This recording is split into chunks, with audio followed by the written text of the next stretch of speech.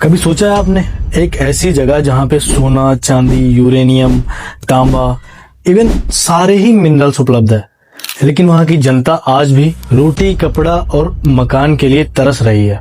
दोस्तों, आज मैं आप लोगों को एक ऐसी कहानी बताने जा रहा हूं जो एक कहानी ही नहीं, एक जुल्म की कहानी है। आज मैं बात करूंगा बलूचिस्तान की, पाकिस्तान का सबसे बड़ा लेकिन सबसे सताया हुआ हिस्सा।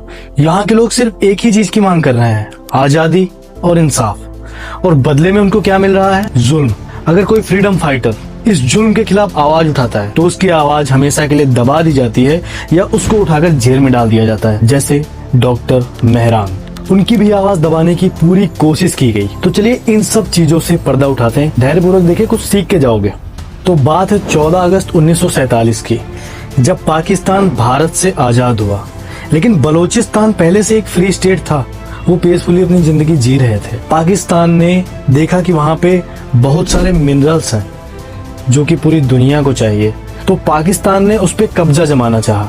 तब बलूचों ने कहा कि हमारी अपनी संस्कृति है, हमारे अपने एथिक्स हैं, हम किसी के गुलाम क्यों बने, हमारे पास सब कुछ तो है। पर पाकिस्तान के गलत मंसूबे। कुछ महीनों बाद 27 मार्च 1948 को पाकिस्तान ने बलूचिस्तान पर हमला बोल के उस पर कब्जा कर लिया, बिना उसकी आवाम की इजाजत के, बिना कोई वोटिंग के, बिना कोई परामर्श के। यहीं से शुरू होता है बलूचिस्तान का पतन, या कह लो कि उनपे जुल्म होना स्टार्ट हो जाता है और बलूचिस्तान बन जाता है गुस्सा, गम और गद्दारी का एक जीता जागता निशान। छुपाई गई सच्चाई को और गहराई से समझते हैं। बलूचिस्तान पाकिस्तान का 44% एरिया होल्ड करता है, लेकिन वहाँ की पॉपुलेशन सिर्फ 5% है। गैस हो, सोना हो, तेल हो, यूरेनियम हो, यूरेनियम वही है जो अपने परमाणु वगैरह बनाने में काम आता है, सब कुछ यहाँ पाया जाता है। लेकिन ये खजाना बलूचिस्तान के लिए नहीं है। इनडायरेक्टली कह दो कि ये खजाना बलोचों के लिए नहीं है। तो पाकिस्तान जितने भी मिनरल्स होते हैं वो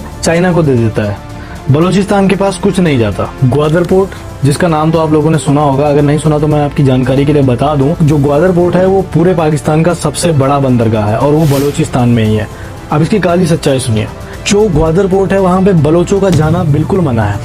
वहाँ की सिक्योरिटी इतनी टाइट है कि जो बलूचिस्तान के लोग हैं वो ग्वादर पोर्ट पे एंटर ही नहीं कर सकते। CPEC, China Pakistan economic corridor, दुनिया के लिए एक मेगा प्रोजेक्ट है, लेकिन बलोचों के लिए लूट का एक और रास्ता। वहाँ की धरती सोना, चांदी, यूरेनियम, तांबा, जस्ता, ऐसे कई खनिज पदार्थ उगल रही है, लेकिन बलोचों के लिए वहाँ कुछ नहीं है। इवन वहाँ की पॉपुलेशन जो है, वहाँ के लोग हैं, वो 80% पॉवर्टी से आज भी गुजर रहे हैं। बलूचिस्तान का कहना है कि ये हमारी संस्कृति है, हमारी जमीन है, हमारी जुबान है, हम किसी के गुलाम बनकर नहीं रहेंगे। और जब इसी आजादी को लेकर बलूचिस्तान में प्रोटेस्ट होते हैं या कोई फ्रीडम फाइटर आवाज उठाता है तो उसको दबा दिया जाता है, या तो उसको जेल में डाल दिया जाता है या उसका खून करवा दिया जाता है, गोली मरवा दी जाती है। तो आम बात है पाकिस्तान में। सोचो, एक माँ अपने बेटे के इंतजार में 13 साल से बैठी हो और उसको मिले क्या? उसके बेटे की लाश। तुम इमेजिन कर सकते हो उस वहाँ पर क्या बीती होगी। 2011 से 2024 तक 10,000 बलोच गायब हो चुके हैं।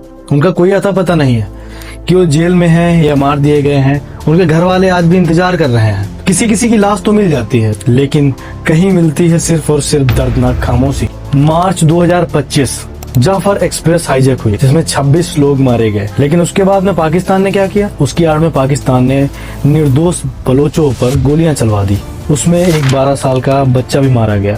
उस 12 साल के बच्चे की क्या गलती थी? अब मैं बात करना चाहूंगा एक बहादुर बेटी की, या कह लो कि फ्रीडम फाइटर की, जिसकी वजह से मैं ये वीडियो बना रहा हूँ। डॉक्टर मेहरांग बलोच। डॉक्टर मेहरांग बलोच एक डॉक्टर हैं, एक एक्टिविस्ट हैं। उनके फादर को 2019 में पाकिस्तान द्वारा कैद कर लिया जाता है। मेहरांग ने कहा कि जो जुल्म हमने सहा है वो हमारी आने वाली जनरेशन ना सहे। जो जुल्म हमारी ये वाली पीढ़ी सह रही है वो हमारी जो आने वाली जनरेशन है उसको ना देखना पड़े।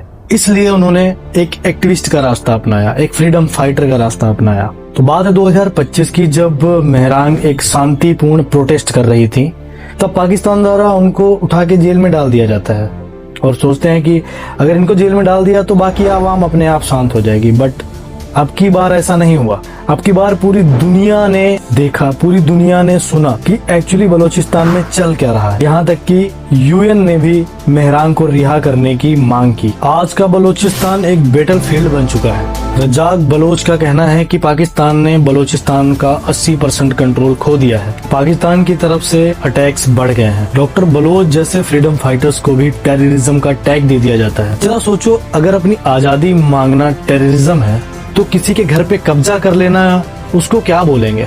आज पूरी दुनिया को बलूचिस्तानियों के साथ खड़ा होना चाहिए। आज जरूरत है इंसानियत को।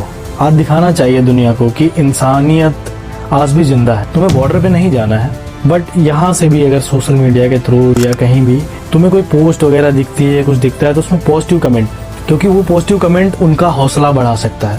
उनको वो उम्मीद दे सकता है कि आज नहीं तो कल वो एक खुले आसमान के नीचे सांस लेंगे, वहाँ भी एक अच्छी एजुकेशन होगी। उम्मीद करता हूँ ये वीडियो आप लोगों को पसंद आई होगी।